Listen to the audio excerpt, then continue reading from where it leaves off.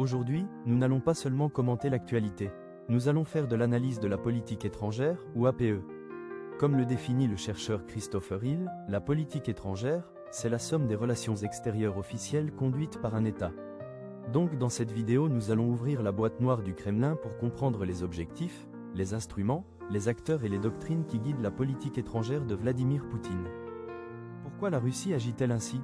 Entre l'invasion de l'Ukraine, son influence croissante en Afrique et son bras de fer énergétique avec l'Europe, Moscou semble suivre un plan qui échappe parfois aux grilles de lecture traditionnelles.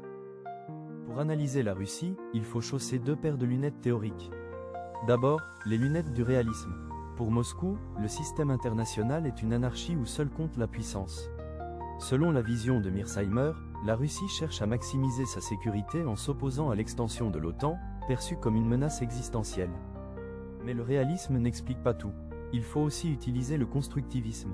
Ici, ce ne sont pas seulement les armes qui comptent, mais l'identité. Poutine a construit un narratif où la Russie est le rempart des valeurs traditionnelles contre un Occident jugé décadent. C'est ce qu'on appelle la souveraineté culturelle, l'idée que l'identité russe est unique et ne doit pas être diluée dans le libéralisme mondial. La politique de Poutine n'est pas née de rien. Elle s'appuie sur la doctrine Primakov, élaborée dans les années 90. Son idée, le monde doit être multipolaire. La Russie ne peut pas être une simple puissance moyenne européenne. Elle doit être un pôle indépendant capable de contrebalancer l'hégémonie américaine. Plus récemment, la doctrine Karaganov a poussé le curseur plus loin. Elle parle de majorité mondiale. L'idée est simple, l'Occident est devenu minoritaire sur le plan démographique.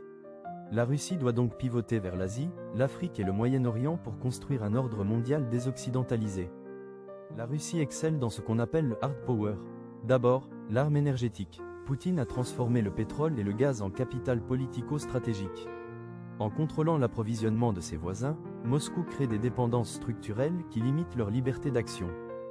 Ensuite, l'instrument militaire. En Syrie, depuis 2015, la Russie a testé une nouvelle approche, le complexe de reconnaissance frappe.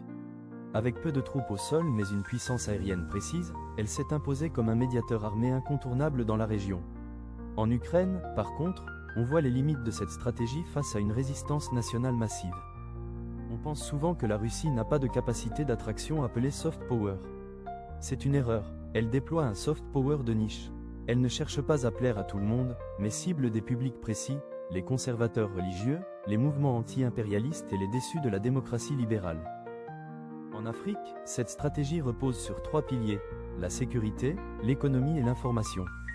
Dans le domaine de la sécurité, elle propose l'offre de services paramilitaires, comme Africa Corps, ex-Wagner, pour stabiliser des régimes. Pour l'économie, elle se concentre sur l'exportation de céréales et d'hydrocarbures pour répondre aux besoins vitaux.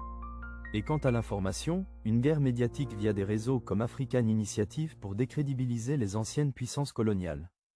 Nous allons donc étudier les modèles décisionnels. En Russie, nous sommes face à un modèle de centralisation extrême. Si dans les démocraties, la politique étrangère résulte souvent de compromis entre ministères, au Kremlin, le chef de l'État exerce une autorité prépondérante sur la diplomatie et la défense. Cela permet une grande réactivité, comme l'annexion rapide de la Crimée, mais cela comporte un risque de biais cognitif. Si le leader est mal informé ou isolé, la décision peut mener à une impasse stratégique. Le système décisionnel russe est fortement centralisé autour de Vladimir Poutine, véritable pivot stratégique en matière de diplomatie et de sécurité. Le ministère des Affaires étrangères de la Russie joue un rôle clé, marqué par des figures comme Yevgeny Primakov et sa vision multipolaire et le chef de la diplomatie russe Sergueï Lavrov. Les forces armées et les services de renseignement, KGB, influencent fortement la perception des menaces et la conduite des opérations extérieures. Sur le plan économique, des entreprises comme Gazprom, Rosneft et Rosatom servent d'outils de diplomatie énergétique. Des intermédiaires commerciaux permettent également de contourner les sanctions et d'étendre l'influence économique russe. Les acteurs para-étatiques, comme le groupe Africa Corps, assurent une présence sécuritaire en échange de ressources. Des figures comme Konstantin Malofev et l'Église orthodoxe russe participent à l'influence idéologique et culturelle. Enfin, les médias RT et Sputnik, ainsi que des penseurs comme Sergueï Karaganov, structurent la guerre informationnelle et la doctrine stratégique. La politique étrangère de la Russie de Poutine n'est pas qu'une suite de coups tactiques. C'est une quête de statut, basée sur une vision réaliste du monde, une identité conservatrice affirmée et une utilisation hybride de ses ressources énergétiques et militaires. Comprendre ces mécanismes, c'est arrêter de subir l'actualité pour enfin l'analyser. Merci d'avoir suivi cette vidéo. N'oubliez pas de vous abonner pour d'autres analyses. À bientôt!